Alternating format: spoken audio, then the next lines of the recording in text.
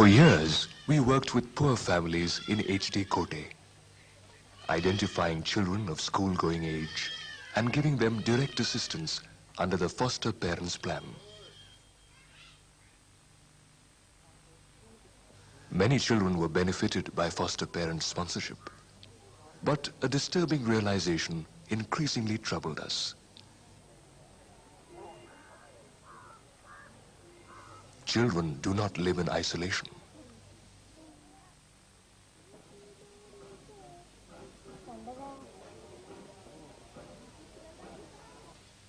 Could we help them best by helping their families and community to achieve a better quality of life? The most urgent areas of need seemed to be health, housing, education, income generation. But as we contacted project families, there was one problem that was even more critical. This was a story we encountered time and again. This was the story of Adi Seshappa, father of a foster child, Jayalakshmi. Jayalakshmi tayi shanty room alli admit agidru. Shanty room ge adi tagondogi admit madibitidde allige. Jayalakshmi's mother was admitted to the sanatorium, and our position was so bad that I'm not able to describe it. I pledged the little land which I had with the money lender and took the money to the hospital. I spent all the money and I had nothing left. I became a coolie and continued to work as a coolie. Now, like any other landless villager, Seshappa had no asset to fall back on. A wife in hospital, 3 small children to care for. It seemed unlikely that he could ever repay the loan or its interest. It was just a matter of time before his labor would also be bonded. But was there an alternative?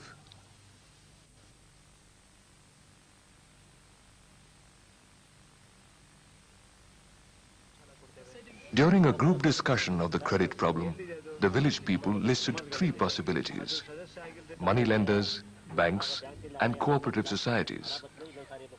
In expressing their views on these 3 credit sources, the group used symbols. The bank was a stone.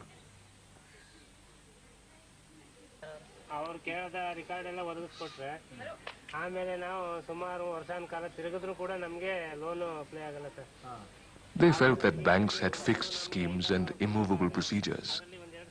The location was often inconvenient, and even the working hours inflexible. The fast-spreading Parthenium weed symbolized the moneylender. Once it enters your house, it is difficult to get rid of it.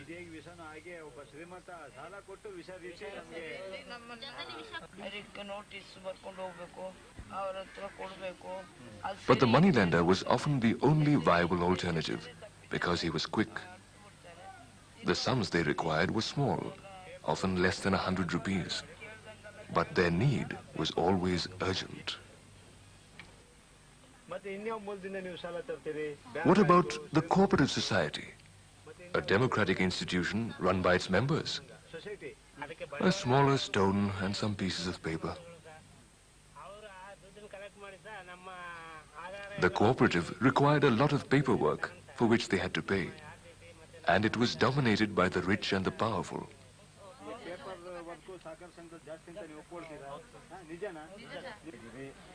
Poorer people needed something like cooperative societies, but smaller. Participative groups in which they could manage their own credit needs.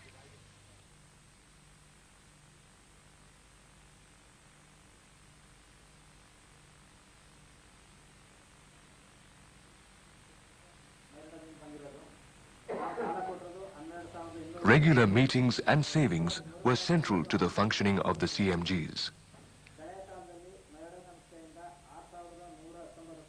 These savings were the starting point of a common fund from which, in course of time, members could take loans. Consumption loans, emergency loans, and even small business loans.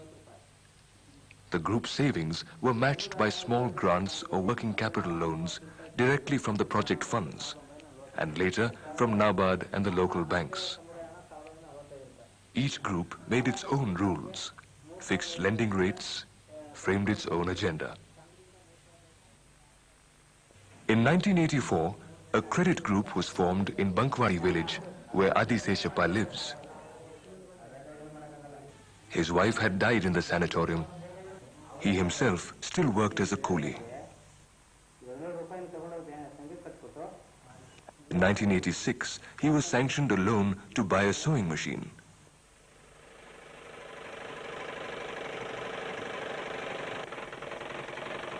He started a tailoring business, hesitantly at first, then with increasing confidence as he learned the trade. ನಾನು tailoring ಮಿಷನ್ನು ಇದರಲ್ಲಿ ಸಂಪಾದನೆ ಮಾಡಿದ್ದು next one trip ಸಾಲ ತಗೊಂಡಿದ್ದೆ. I took the loan to buy this sewing machine and then tried to repay the loan. I had to look after my family also, but I cleared my loan in time. My field was still pledged to the moneylender, so I took a second loan to get my land back, and I cleared the loan which I took from the group. Now I have crops in my field. I get money from farming and I earn from my sewing machine. I can give something to eat and a glass of water to anyone who comes to my house. And what about Jayalakshmi, who outgrew sponsorship a few years ago?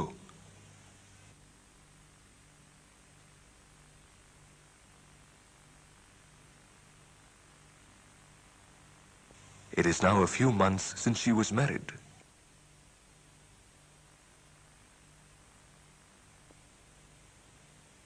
But the home she comes back to and the future prospects of her family are very different from the bleak days of her early childhood.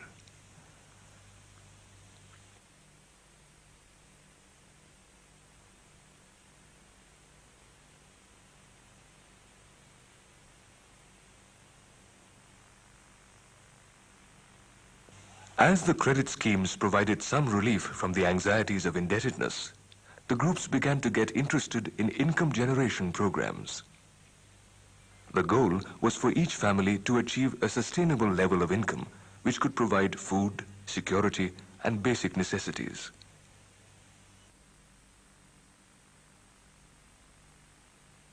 People were given loans to do small seasonal businesses.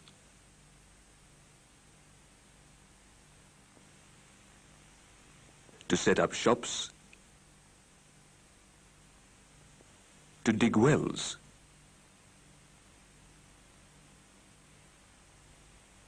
to acquire livestock, to carry out traditional crafts, and to develop new skills like fishing and gemstone polishing.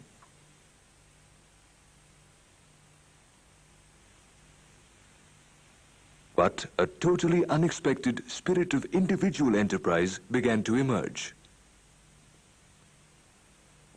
After difficult years as a door-to-door barber, an income generation loan helped Chinnaswamy, father of foster child Shivakumar, to set up a hair-cutting shop in Antarsante.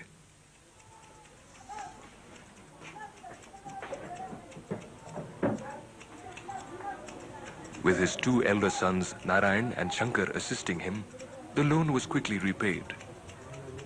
Now, with a prime location on the busy main street of Antarsante and a joint family to support, they decided to diversify. With a second loan, they bought cycles for hire. This loan repaid, a third financed a small business in cycle spare parts and repairs. We were discovering that, left free to decide what is feasible for them, rural people are quick to spot a business opportunity if they can get access to seed money or short-term loans in time. Chinnaswamy had been a migrant from a neighboring state with no assets except his hair-cutting skills. Till his son Narayan joined a credit group, there was no way they could have got a loan. In the case of our group, 10 people agreed to give a loan putting their signature and we could get a good amount. Now even other people come forward to help because we have some furniture in our shop. In our earlier days, no one was willing to give loans to us. No one talked to us, thinking that we would ask for some money from them. As the family passed beyond the poverty line, Shivakumar's sponsorship was cancelled with their full agreement.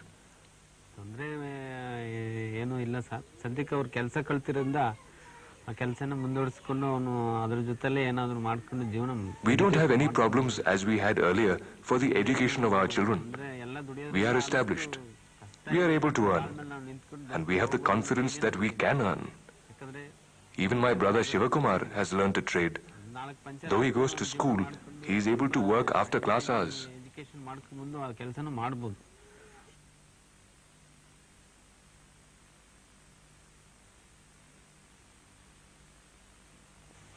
The idea of self-help groups sometimes met with skepticism or resistance. The whole idea of savings was very new, especially for people like Sanman Chamma, who were living at bare subsistence levels. Many villagers had come to expect a relationship of patronage from both government and NGOs.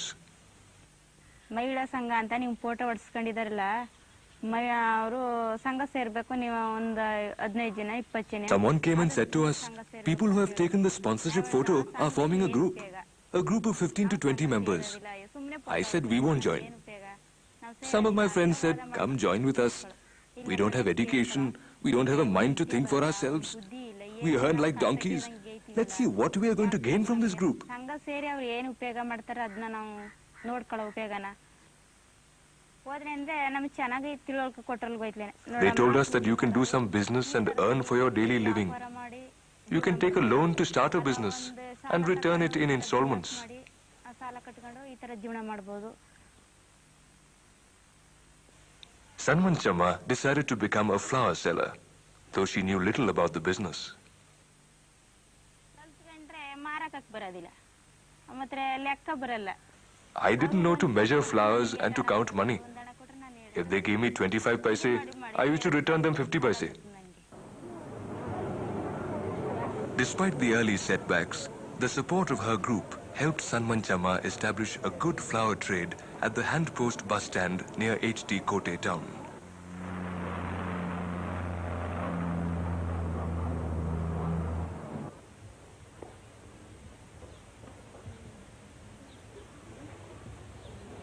Her newfound independence is not without its problems. Social change never is.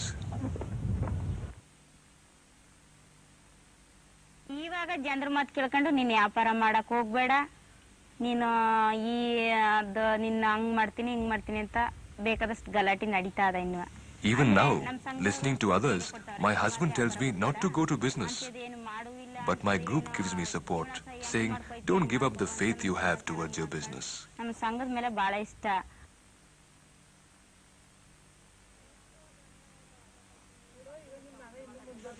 Slowly, the groups became a social habit, a weekly meeting place where all kinds of matters could be discussed. Many poor people had joined groups, not just foster families.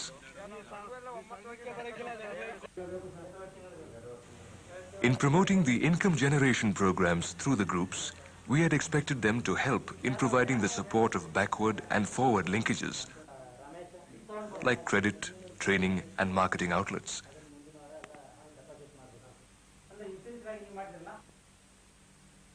But to many groups and their members, what seemed most important were the sideways linkages, the moral support of belonging to a team.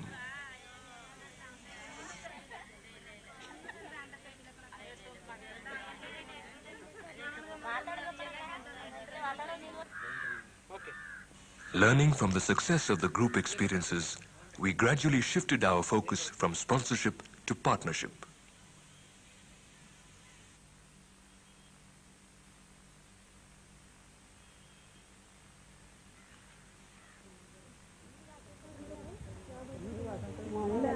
By the late 1980s, groups began to be the nucleus of the HD Kote project.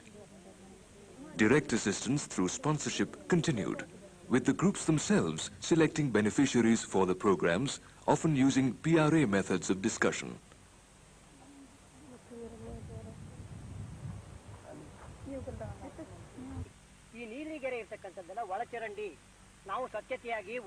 But an increasing share of the annual budget was being given to the groups for other schemes planned and managed by them.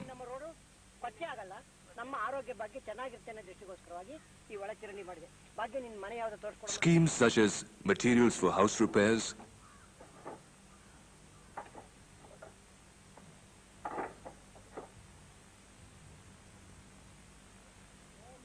house building programs,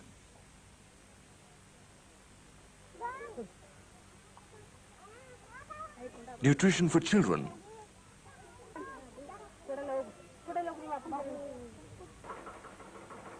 and skills training programs.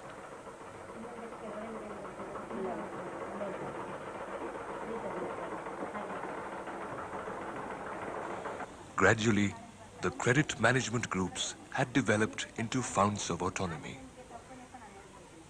Given the evolving role they were playing, many groups now call themselves Swasahaya Sanghas, or self-help groups.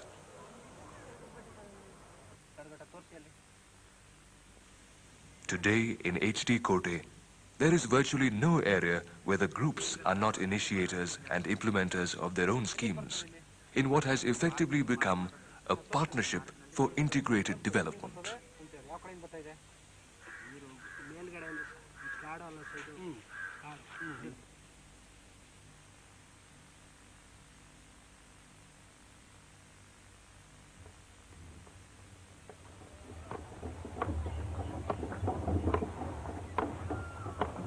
The need for water often works as an incentive to group action. Women who have shared the hardship of fetching water from great distances or washing in a polluted source spontaneously come together over programs like potable drinking water supply.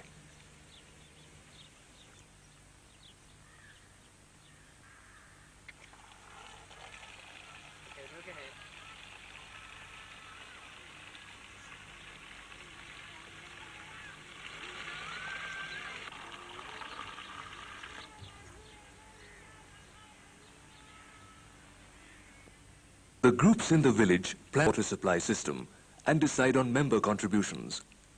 The project helps with funds and technical support. But it is the groups who maintain the system and manage the distribution of their water resources.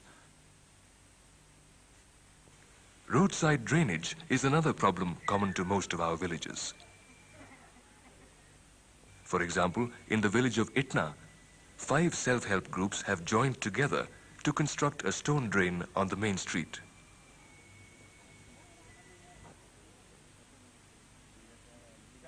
In an area with sloping fields and heavy rainfall, watershed management is another shared problem which necessarily draws groups together. Erosion destroys the upper catchments, while waterlogging ruins crops and houses in the valley. 57 farmers in Chikkeriyur have joined together to execute a common watershed plan.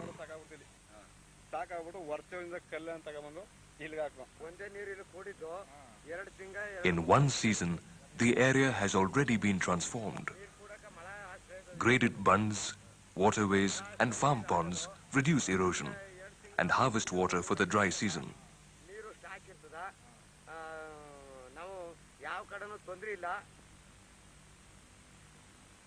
The village of Hunasenahali, which is usually flooded by monsoon rains, is now being protected by a major diversion channel, which will lead excess water to a lake in the valley below.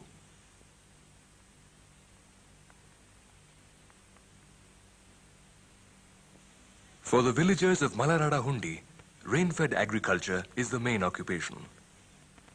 As a result, many farmers are idle after October or November.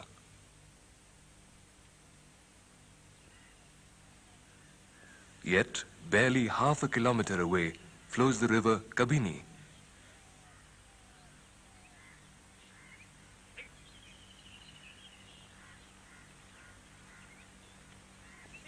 Richer farmers along the river bank pump river water to grow crops round the year.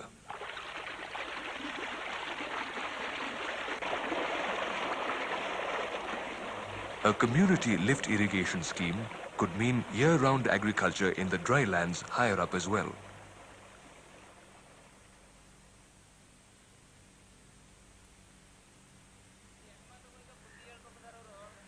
Two years after forming 5 separate groups for convenience, the villagers of Myrada Hundi have now felt the need to come together for this specific project. A year later, the jackwell has been dug. The distribution tank at the highest point has been constructed. The pipes are being laid. All that is needed is a transformer for the 2 pump sets that will actually lift the water.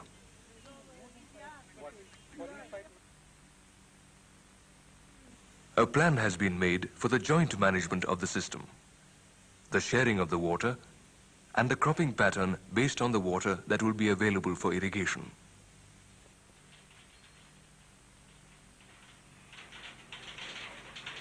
Nothing the groups do surprises us any longer.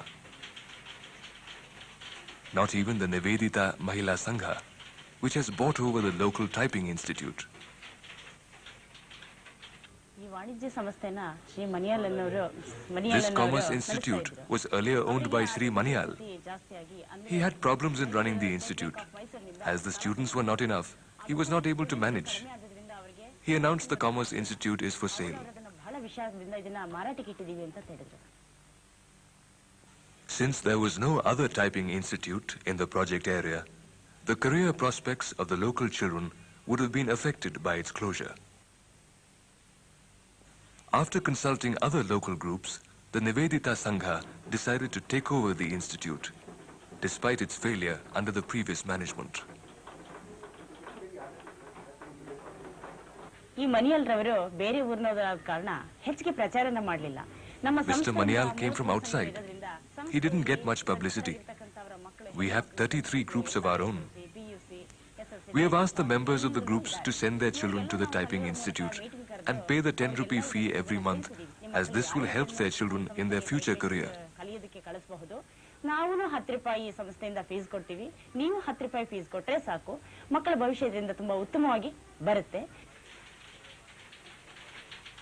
Today, the institute is functioning once again. A teacher has been appointed. Registration is picking up. It begins to seem that some of the groups are moving from sponsorship beyond partnership to a sense of ownership of their environment and their programs.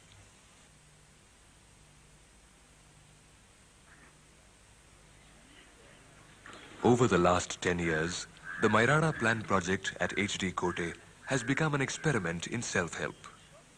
The sponsorship program still continues, bringing the unique person-to-person exchanges which are at the heart of the plan programs worldwide.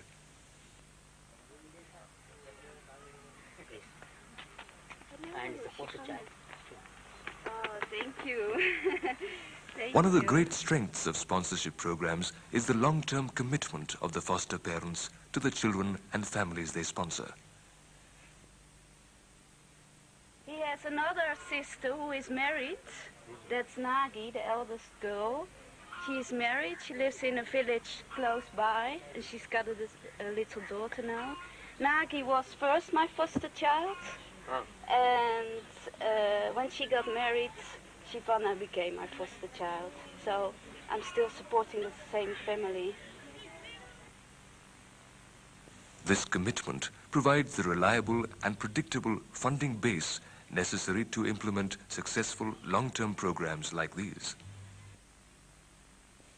But in HD Kote, the lives and future of the children are no longer solely dependent on the generosity of a distant benefactor.